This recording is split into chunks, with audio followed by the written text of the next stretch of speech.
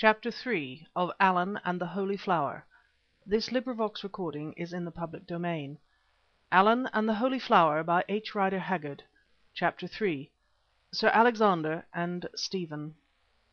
It was just at this moment that I saw standing by me a fine-looking stout man, with a square grey beard and a handsome but not very good-tempered face. He was looking about him as one does who finds himself in a place to which he is not accustomed. "Perhaps you could tell me, sir," he said to me, "whether a gentleman called Mr. Somers is in this room. I am rather short-sighted, and there are a great many people." "Yes," I answered, "he has just bought the wonderful orchid called Odontoglossum Pavo. That is what they're all talking about." "Oh, has he? Has he indeed? And pray what did he pay for the article?" "A huge sum," I answered. "I thought it was 2,300 shillings, but it appears it was 2,300 pounds."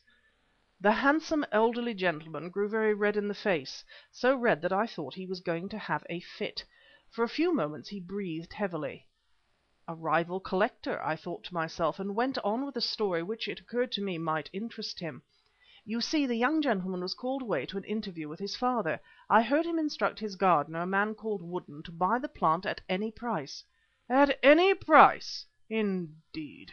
Very interesting. Continue, sir." "Well, the gardener bought it, that's all, after tremendous competition. Look, there he is, packing it up. Whether his master meant him to go as far as he did, I rather doubt. But here he comes. If you know him—" The youthful Mr. Somers, looking a little pale and distrait, strolled up, apparently to speak to me. His hands were in his pockets, and an unlighted cigar was in his mouth. His eyes fell upon the elderly gentleman, a sight that caused him to shape his lips as though to whistle, and drop the cigar. "Hello, father," he said in his pleasant voice. "I got your message and have been looking for you, but never thought that I should find you here. Orchids aren't much in your line, are they?" "Didn't you indeed?" replied his parent in a choked voice. "No, I haven't much use for this stinking rubbish," and he waved his umbrella at the beautiful flowers. "But it seems that you have, Stephen. This little gentleman here tells me that you've just bought a very fine specimen." "I must apologize," I broke in, addressing Mr. Somers. "I had not the slightest idea that this big gentleman," here the son smiled faintly, "was your intimate relation." "Oh, pray don't, Mr. Quatermain. Why should you not speak of what will be in all the papers?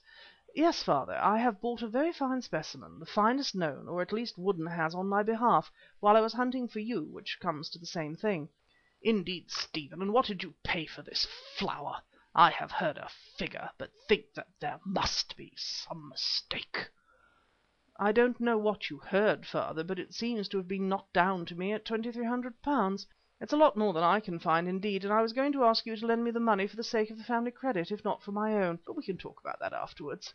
"Yes, Stephen, we can talk of that afterwards. In fact, there is no time like the present. We will talk of it now. Come to my office. And, sir," this was addressed to me, "as you seem to know something of the circumstances, I will ask you to come also. And you too, blockhead." This was to Woodden, who just then approached with the plant. Now, of course, I might have refused an invitation conveyed in such a manner, but as a matter of fact I didn't. I wanted to see the thing out, also to put in a word for young Somers if I got the chance.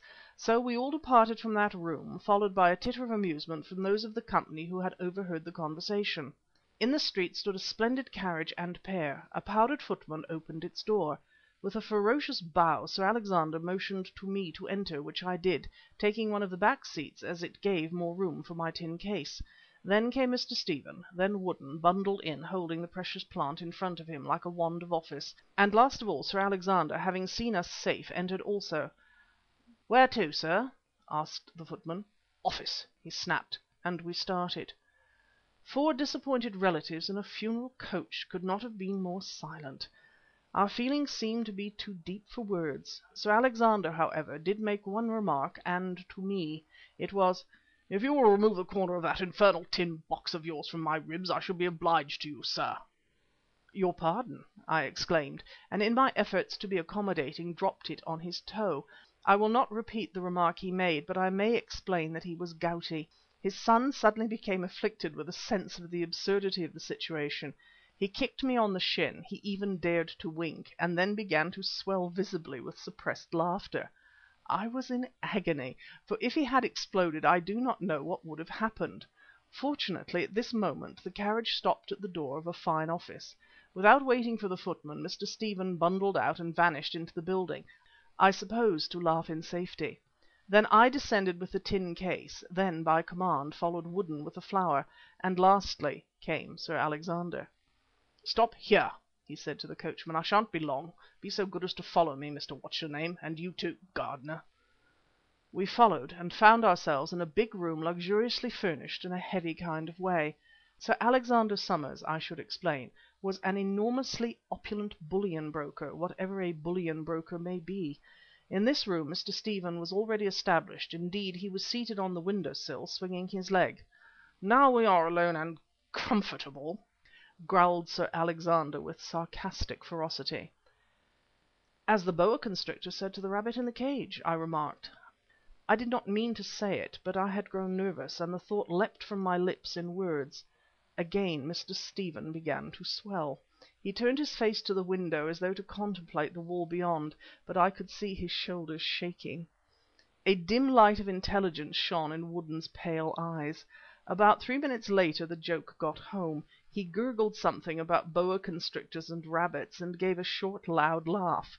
As for Sir Alexander, he merely said, "I did not catch your remark, sir. Would you be so good as to repeat it?" As I appeared unwilling to accept the invitation, he went on, "Perhaps, then, you would repeat what you told me in that sale room." "Why should I?" I asked. "I spoke quite clearly, and you seem to understand." "You are right," replied Sir Alexander. "To waste time is useless." He wheeled round on Woodden, who was standing near the door, still holding the paper-wrapped plant in front of him. "Now, blockhead," he shouted, "tell me why you bought that thing." Woodden made no answer, only rocked a little. Sir Alexander reiterated his command. This time Woodden set the plant upon a table and replied, "If you're speaking to me, sir, that bain't my name, and what's more, if you calls me so again, I'll punch your head, whoever you may be." And very deliberately he rolled up the sleeves on his brawny arms, a sight at which I too began to swell with inward merriment. "Look here, father," said Mr. Stephen, stepping forward, "what's the use of all this? The thing's perfectly plain. I did tell Woodden to buy the plant at any price. What is more, I gave him a written authority which was passed up to the auctioneer. There's no getting out of it. It is true it never occurred to me that it would go for anything like £2,300. The odd £300 was more my idea, but Woodden only obeyed his orders and ought not to be abused for doing so." "That's what I call a master worth serving," remarked Woodden. "Very well, young man," said Sir Alexander, "you have purchased this article.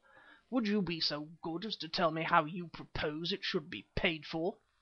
"I propose, father, that you should pay for it," replied Mr. Stephen sweetly. £2,300, or 10 times that amount, would not make you appreciably poorer. But if, as is probable, you take a different view, then I propose to pay for it myself. As you know, a certain sum of money came to me under my mother's will, in which you have only a life interest. I shall raise the amount upon that security, or otherwise." If Sir Alexander had been angry before, now he became like a mad bull in a china shop. He pranced round the room, he used language that should not pass the lips of any respectable merchant of bullion. In short, he did everything that a person in his position ought not to do. When he was tired he rushed to a desk, tore a cheque from a book, and filled it in for the sum of £2,300 to bearer, which cheque he blotted, crumpled up, and literally threw at the head of his son. "You worthless, idle young scoundrel!" he bellowed. "I put you in this office here that you may learn respectable and orderly habits, and in due course succeed to a very comfortable business.